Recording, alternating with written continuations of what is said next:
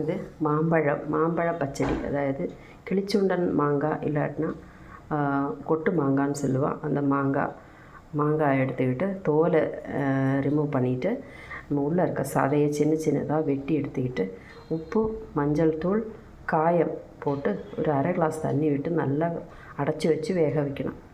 உப்பு, மஞ்சள் தூள், கொஞ்சமாக ஒரு துண்டு பெருங்காயம் போட்டு மாங்காயும் தண்ணியும் விட்டு நல்லா வேக வச்சுக்கணும்.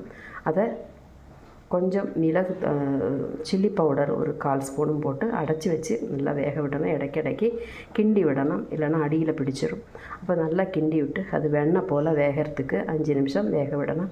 அதுக்கப்புறம் மிளகாத்தூள் ஒரு 1/4 ஸ்பூன் போட்டுட்டு நல்ல ஒரு துண்டு பெரிய சர்க்கரை, ஒரு பெரிய மண்டை வெல்லம் சொல்லுவா இல்லையா, ஒரு குழக்கட்டை பெருசுக்குள்ள ஒரு மண்டை வெல்லம் எடுத்து நல்லா கொஞ்சமாக தண்ணி விட்டு பாகு காய்ச்சி அதை அந்த பொடியெல்லாம் கசண்டெல்லாம் மாற்றிட்டு அந்த தண்ணியை இந்த வெந்த மாங்காயில் விட்டு நல்லா கிண்டி விடணும். அதில் நம்ம கடுகு, கருவேப்பிலை, வற்றல் மிளகாய் தாளித்து அதில் கொட்டிட்டா சுவையான மாம்பழ பச்சடி இங்கே ரெடி. இதில் காயம், வெந்தய பொடியும் கூட சேர்த்துக்கணும். நான் வெந்தய பொடி வறுத்து பொடி பண்ணி வச்சுருக்கேன். நீங்கள் வேணாக்கா மிளகாவத்தல், காயம், வெந்தயம் வறுத்து அதை நைஸாக அம்மியில் பொடி பண்ணி இதில் சேர்த்துக்கலாம். இல்லாட்டினா நான் மிளகாத்தூள் பொடி பண்ணி வச்சுருக்கேன். அது மாதிரி வெந்தய பொடியும் பண்ணி வச்சுருக்கேன். காயப்பொடி இருக்குது.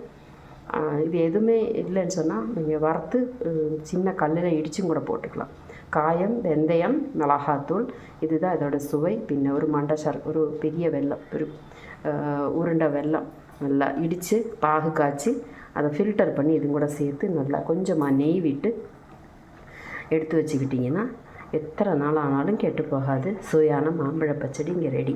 அப்போ மாம்பழம் கூட்டு இதே முறையில் நீங்கள் சக்கப்பழம் சொல்லுவாள், சக்கப்பழம் இல்லாட்டினா பலாக்காயோட கூட்டுக்கும் கூட இதே மாதிரி பண்ணிக்கலாம். எந்த கூட்டானாலும் தேங்காய், பச்சை மிளகாய், ஜீரகம் அரைச்சி விட்டுட்டு கொஞ்சம் மிளகுத்தூள் சேர்த்து மிளகுத்தூளும் 1/4 ஸ்பூன் மிளகாத்தூளும் கூட சேர்த்து காய்கறியை வேக வச்சுட்டு தேங்காய் அரைச்சி விட்டு கடுகு, உளுத்தம்பருப்பு, கருவேப்பிலை, வற்றல் மிளகாய் தாளித்து கொட்டினா சுவையான கூட்டுக்கறி தயார் பண்ணலாம்.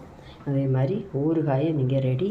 நல்லா மோரும் சேர்த்து சாதத்தில், சூடான சாதத்தில் சாப்பிட்றதுக்கு ஒரு அப்பளமும் பொரிச்சுக்கிட்டால் அருமையான விருந்து ரெடி. தேங்க்யூ.